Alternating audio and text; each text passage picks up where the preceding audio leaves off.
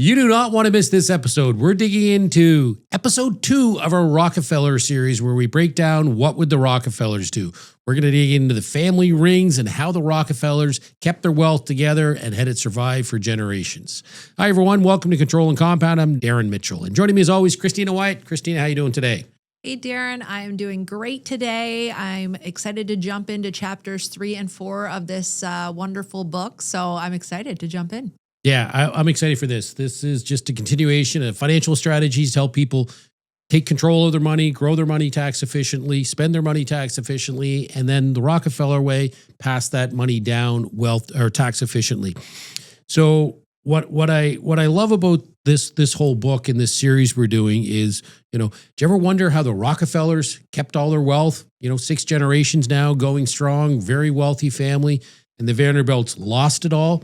Well, it's really how they structured their finances, right? We talked in the first episode is if you don't have a plan, CRA will have a plan for you. So you need to do that planning.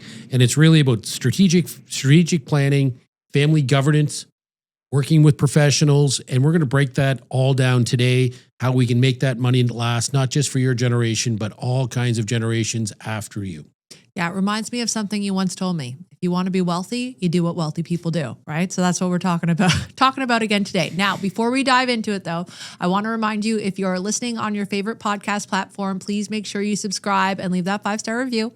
And if you're listening or watching on YouTube, please like, subscribe, and hit that bell button so you always know when new content is coming out. And don't forget to follow us on social media at Control and Compound on Instagram and TikTok. We have lots of great financial education going out daily that you're not going to want to miss. All right, Christina, well, let's start with those family rings. Those I thought that was really, I think it was chapter 3, really great breakdown of how the Rockefeller kept control of their money. Exactly. So in chapter 3, they break down the financial legacy rings, which are really cool. So obviously we've talked about it before. The Rockefellers built this system to keep that wealth, pass it down to the next generation. So what were kind of the pillars that it was built around? What's the framework? And that's what we're going to talk about a bit today. So diving into the so it's the family legacy rings. Now, what do these rings consist of? The first one we have is the family office. So that's ring number 1. Second is the family retreat. And third is the family constitution. We're going to break these down in a little bit more detail, and I'll start with the family office. So the Rockefellers didn't just do this by themselves, right? They had a team. They had lawyers, accountants, financial advisors, risk managers, all of those different professionals that, expertise in their areas that were dedicated exclusively to managing their wealth. Now, most people don't have as much as the Rockefellers have, right? They had a lot. So to have a full family office, you'd think you need a lot of wealth to do that, but you don't, right? These days you can have, as long as your team is coordinated together, there's lots of virtual offices that are family offices that are getting set up these days. And at the end of this, or the root of this, what you just want is that your professional team members are all aligned. So we always tell people to work with an expert in their field. So you want a really good accountant, a really good lawyer. Now all you have to do is make sure it's coordinated. So you don't want you don't want to operate in financial silos. You don't want each of these things looked at individually. You want to look at it with the big picture, and you want an integrated financial team that works together on your behalf. And that's what a financial office can do for you. But really, a good financial team can do the same as long as they're speaking to each other. And if you don't go as far to get the team, you can educate yourself, right? If you take the time to do it and you take the time to learn it, you can help fit the pieces together as well.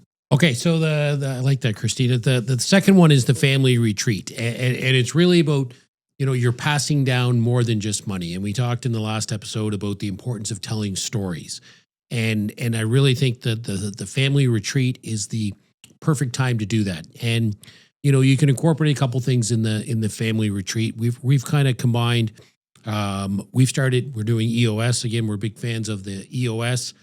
In my family, we've started an EOS weekly meeting. And really that's just to sort of lay out what's on the go for this week. What are we doing? Who's doing what? Who's going to be at what night? And coordinating all those, the family schedule. But then we've also started with that annual family session where it's like, okay, what are the plans for the big year? And then, we're revolving into, okay, this is what the family is doing financially. These are the big purchases we've got coming up. These are the things we'd like to, perhaps help future generations with, or at least now, next generation. Not excited for multiple generations just yet. Kids are still too young. But really just that getting away. I find when you get away as a family, and maybe it just starts with you and your spouse, or maybe it's you and your spouse, and then eventually you bring the kids in, but just sitting down and spending quality time together where you share some of those stories. Because, my kids now, I'm amazed how much sunk in that you don't think sinks in. So when you tell these stories over and over again throughout their lives, all of a sudden they get older and they'll quote one of my stories to me. It's like, oh, remember that time when you and mom were struggling and you had to do this and that? And it's like, they remember that story. That's pretty cool. So I think part of this family retreat is, it's great for the family to get away and to have it on the calendar. So it's not, oh, we should have a family retreat this year.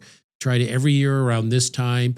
Maybe it's just a day. You go spend a day and you spend 3 or 4 hours hanging out as a family, talking about stuff. And then you have a little supper and stay at a hotel or whatever it's got to be. But I encourage people to try this and just start small. But you have to teach that younger generation about financial responsibility. And again, you're teaching your kids whether you know it or not. They are going to mirror a lot of the stuff you do. So the better you are at managing your finances and taking that financial responsibility, the more likely your kids are to be financially responsible. And I think part of this too is the family values. What does the family stand for? The Mitchell family sticks together. The Mitchell family does, and we repeat these things over and over again. You can have we haven't got as far as the Garrett and the crest and all these different things the family's done, but just telling those family stories, telling those family values, passing those down, you'd be amazed even at, young kids or teenagers, how many of those stories will stick.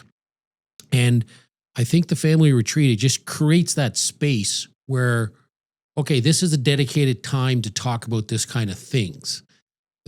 So you actually have the conversation as opposed to, yeah, we should teach the kids about money, or we should teach the kids about this, or we should tell some stories. Well, no, now you have that dedicated time to do it. So even if you don't have a massive fortune, you can start small. But I think the key here is it's got to be intentional. You got to have intentional ideas to pass down your wealth, and your wealth is going to include not just your money, but your values, your beliefs, your religion, whatever it is for you, to pass those family values down and pass the money down if there's going to be money left over. Yeah, you nailed that. Absolutely. All the different things. I love that from a family retreat perspective. And if you don't have it on the calendar, it probably will get missed. So just booking it in and having it there is important in its own. Yeah, I like doing it at the end of the year or beginning of the year. It just seems like a planning kind of thing to do. And it's usually not a crazy busy time to get away, just again, for even a day. Well, yeah. And if you do your annual goals, as a family chatting about the goals, it all kind of goes part and parcel. You can do it at the same time. Love it. All right. So next up, the family constitution, Darren. So protecting the future. Yeah. So the family constitution, the Rockefellers, again, were very intentional about this. So when they talked about how they're going to structure their money, they wanted to set up these trusts to say, okay, how are we going to pass this money down? But the family constitution really get into what can the money be used for? So they don't want the money squandered, just like the U.S. Constitution has, these are our rules, live within these rules. That legacy that the Rockefellers passed down was the same idea. So you can sit down with your family and kind of go through, okay, if there's money left over, this is what the money's to be used for. Now you can set it up in the trust, but it starts with the education. What can the money be used for? And you want to make sure the money grows so it's there for the opportunities not to be squandered. So again, it's just about getting together and actually documenting that stuff to say, what can the money be used for? What can't the money be used for? Yeah, and I think that's very important. I want, obviously I talk to a lot of people about estate planning and whatnot, and they'll say, my kids are great, they get along great, but what you see happening when inheritance come into play is from a hockey term, I guess, the ref comes off the ice. Like there's you guys, the parents are the ref, right? And they're the ones that have kept things coordinated. And if you do not lay that out exactly the way that you want it, things can be interpreted differently, and that can cause massive family arguments. I've seen it time and time again where this was not laid out, and now the argument's happening after the fact, and there's no longer a ref to decide what's happening. So yeah, very important to have that family constitution. Now the Rockefellers didn't just leave it to the conversations though, right? They didn't just, no pun intended, they just didn't trust that to happen. They did follow through and make sure that the constitution was followed. So how did the Rockefellers structure their wealth to last? Well, that lies in the method when it comes to the core principle of using trusts. So they use family trust, and that kept the wealth centralized, and it was directed by a well-planned trust. And a well-planned trust is actually key. It's very important that trusts are structured correctly, especially in Canada. Very, very important. So I'll just add that there. But so what happens typically when someone passes away? Well, most people's wealth get divided and it gets distributed, right? That's what happens. The will says how it's going to get divided, which sounds fair, but what actually ends up happening is money gets spent, taxes get paid, assets get sold off, and then future generations typically start from scratch, right? It can get pretty, you can waste away a lot of that with just those couple things that are going to happen.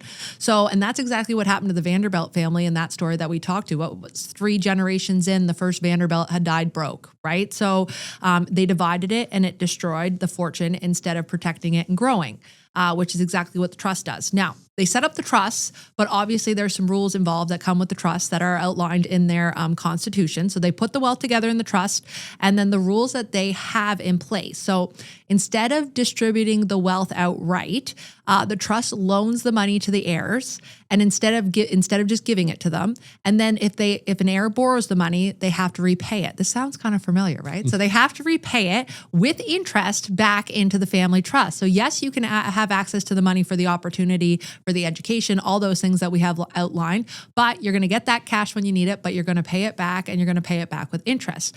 Now, what happens is this keeps the money growing. Nobody's touching this money, right? We've created that uninterrupted compounding, and ensures financial discipline. So you're not going to have those trust fund babies that people talk about. They have to pay it back, and they're creating their own opportunities. They're building their own wealth, but they have this wealth available to give them that head start that a lot of, it would be nice for a lot more kids to have.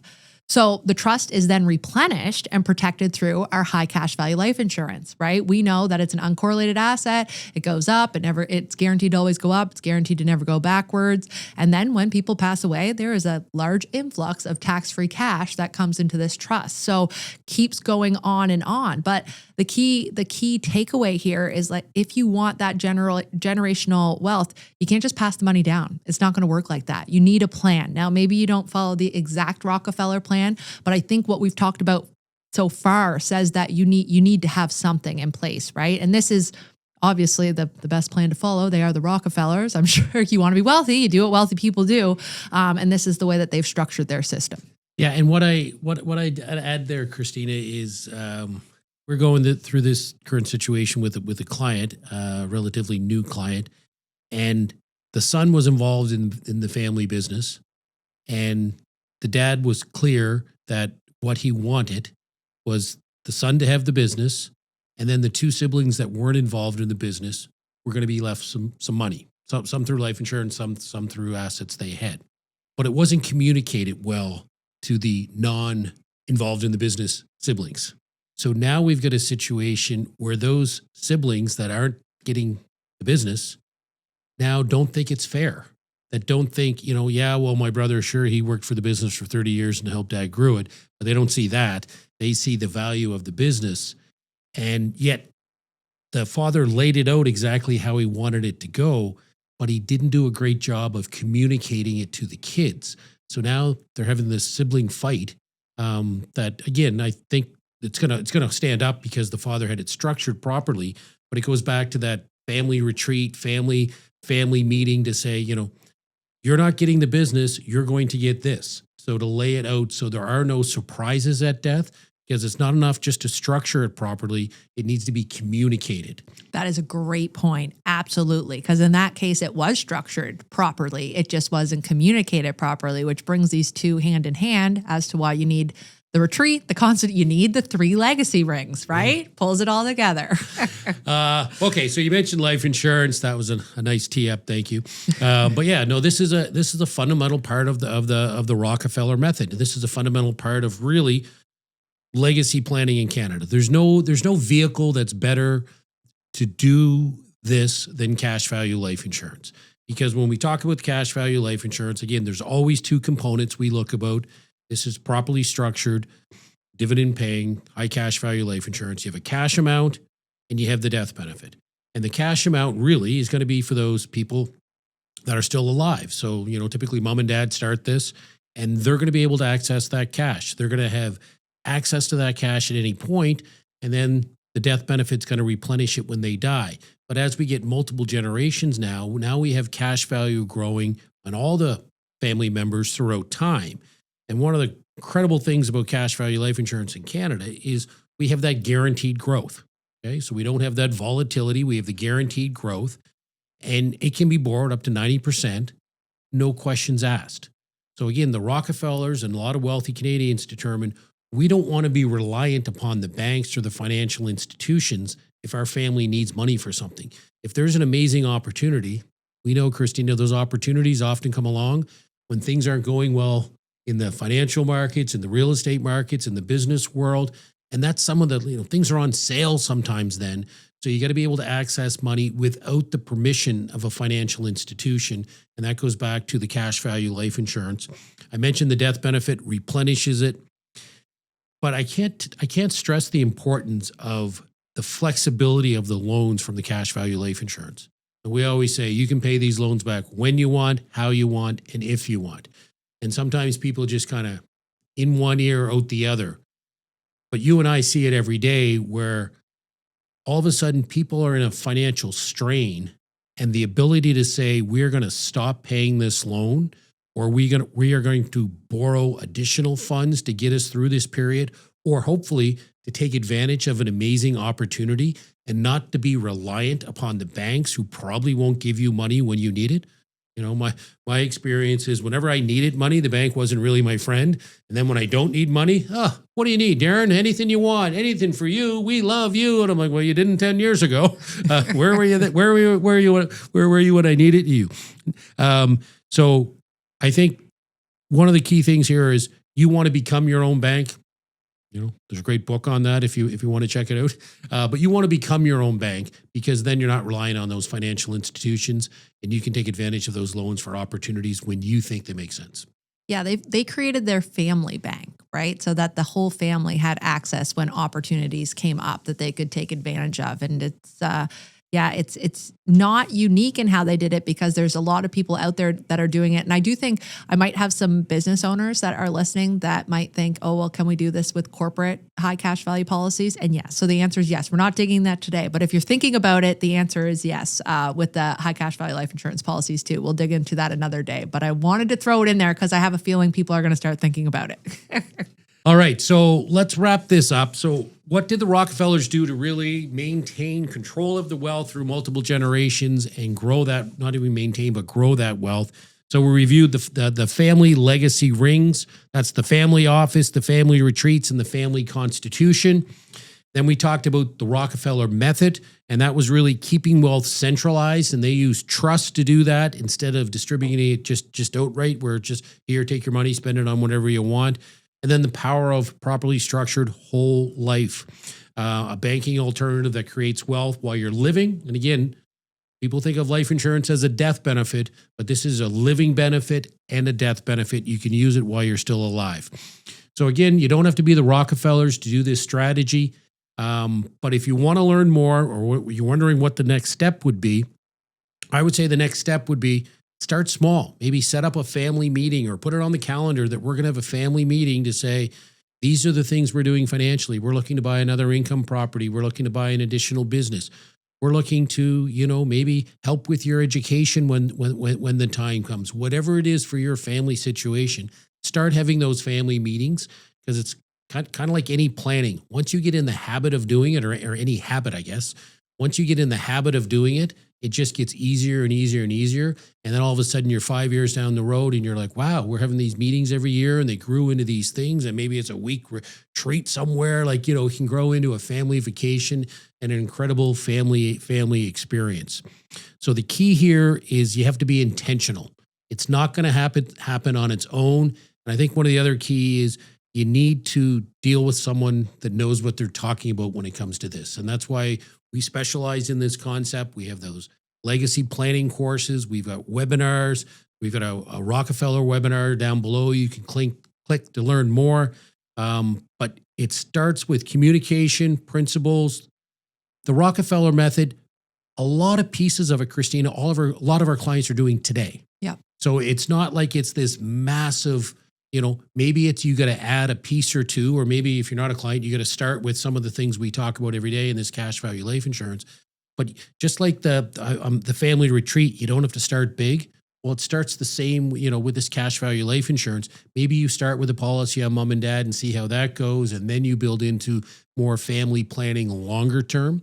Because a lot of people are saying, legacy, like I'm worried about my retirement. But the beauty of this strategy is we can make your retirement better. We can make it more tax efficient. We can get you to avoid that number one tax destroyer, or number one wealth destroyer tax, give you a tax-free income in retirement corporately with corporate assets or personal assets, but at the same time start thinking helping those future generations. And because we've got the cash value and the death benefit, we can really accomplish two things at once there. So and asset, maybe the and asset, maybe we can do this and that. So if you want to learn more, reach out to us. Click below to watch the webinar, and hope you're enjoying this Rockefeller series. Please, we'd love some feedback. Let us know what you think, because we think this is a great strategy and we're excited to share it with Canadians. All right. Thanks for watching. Thanks for listening. Have a great day. Thanks for watching this episode of Control and Compound. Don't forget to subscribe and hit that bell button so you never miss a new episode. And if you're ready to learn more, head to our website, controlandcompound.com. The link's below.